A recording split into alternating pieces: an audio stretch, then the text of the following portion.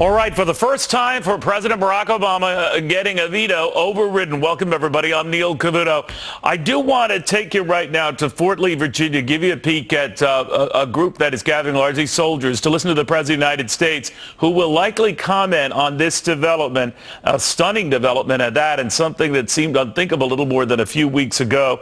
A Democratic president getting repudiated by his own party members as well by overwhelming numbers just a few minutes ago in the House. And, of course, near unanimously, say, Senator Reid in the Senate. This 9/11 measure, which would allow victims' families to go ahead and sue Saudi Arabia, instantly then becomes law, despite that veto. Again, decisively overridden now. To our senior Capitol producer, Chad Pergram, on what happens next. Sir. Well, there's not much that happens next. This bill is effectively law. The president, if he vetoes a bill and then is overridden by both bodies of Congress, without his signature, the bill becomes law. And that's what's just happened about 55 minutes ago in the House of Representatives. The Senate voted 97-1 early this afternoon. It went to the House. The vote there was 348-77. You need a two-thirds vote in both bodies, and they were well above that threshold in both bodies here. I think you needed about 284 based on 425 members of the House of Representatives voting. You talked about this being a repudiation of President Obama. One of the reasons this came to the floor right now was the Senate Majority Leader Mitch McConnell saw an opportunity to override the veto on a national security issue about 5 or 6 weeks before an election. Remember, we've had the terrorist attacks in New Jersey and New York and Minnesota over the past week and a half or so, and this is good politics, especially for the Republicans. Paul Ryan, the Speaker of the House, did not vote. It's customary that the Speaker only votes a couple of times each year. He did not vote on this. He had some reservations with this, but still let it come to the floor. And I should point out something else about this piece of legislation, Neil. When this moved through the House and the Senate, there was no roll call vote. That's not that unusual. We typically have a roll call vote where they count everybody's name and so on and so forth. It was approved by unanimous consent, meaning no one objected in the Senate, and on a voice vote in the House. That's where everybody who's in favor shouts aye and those opposed shout nay.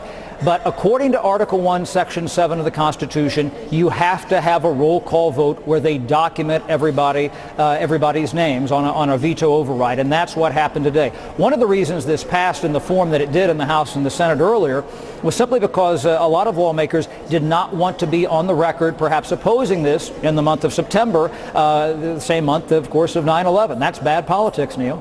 All right, Chad, thank you very much. Chad Pergram. Again, back to this crowd that the president is addressing, largely soldiers. I link this to this development today because he's going to commit more soldiers to the region, up to 600 of them. And the argument why he vetoed this 9/11 measure is it would put such soldiers in danger, any American on foreign soil in danger, including diplomat soldiers and those who would lose their sovereign immunity, or in other words, the ability of foreign countries to then go after us. Alice Hoagland was looking and weighing at all of this very, very closely. She lost her son, Mark Bingham, on Flight 93, famously, the flight that crashed outside Shanksville, Pennsylvania. Alice, I always hate to get together with you under these type of circumstances, but it is what it is. What do you make of what the president is likely to tell these soldiers? He'll be trying to reassure them that, they are going into harm's way, but there is the underpinning that he has raised that they're in greater danger because of this 9/11 measure. Well, I think that our military and our diplomats have really nothing to worry about because JASTA has passed. JASTA, the Justice Against Sponsors of Terrorism Act, is very narrowly drawn and affects only those sponsors and supporters of terrorism who have acted to kill Americans within our borders. So you've tried for years, there's been many other brave and very resilient family members for this day. Just to go ahead and have the opportunity to yes. bring Saudi officials, Saudi business types, anyone that can answer your questions into court. Now, the Saudis, they don't have to do that. So I'm wondering what happens, or what would you do, or what would your colleagues do if they simply refuse? That's a good question. I'm no legal expert, but I do know that American families of people who were killed on 9/11 have a better footing in court now that sovereign immunity is going to be set aside for the very likely perpetrators of 9/11. There's a very good reason why 15 of the 19 hijackers on 9/11 were exactly Saudi nationals. And there is a very good reason that certain Saudi officials showed up in San Diego specifically and other places to help these ugly terrorists and supported them, gave them lodging and food and clothing and sustenance for years before 9/11 happened. There's a very good reason that a Saudi family in Orlando skedaddled, moved up and packed up and got out of Orlando just a couple of weeks before 9/11. In other words, there was certain intelligence abroad long before the first airplane, Flight 11, hit the North Tower on 9/11. And it's just dreadful for us to review the facts and realize that for too long there have been people within our midst who mean to harm us, and there is a supposed ally of the United States that is truly and will be proven in court to be very bloody-handed.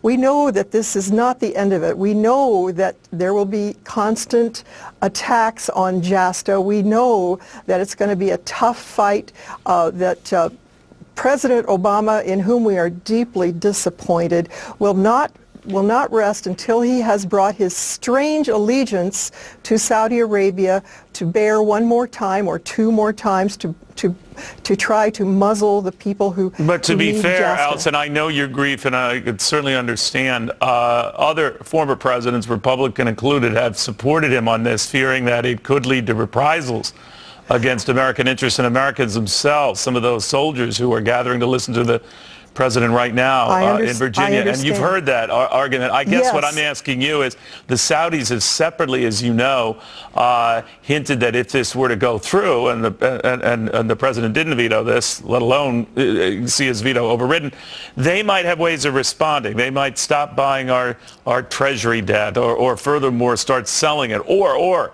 use oil as a sort of a weapon against us. I find the timing today of their deciding to cut back on production curious, the same day this thing is overridden. Yes. Well, if Saudi Arabia and its supposed charities and certain members of the royal family are indeed innocent of the ugly acts of 9/11, then they have nothing to fear.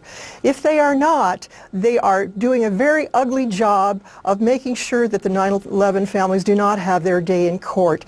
JASTA is narrowly drawn. It will not pose a danger to diplomats overseas or to our military whom we prize and value and are very grateful to. JASTA has been carefully written to go after only the guilty. Alice, thank you very much. You're welcome. I know it doesn't get easier with all the years, but no, it doesn't. Feels like yesterday. I am sure it does, but you serve Mark and his memory well. Thank you very, very much, Alice Hoagland.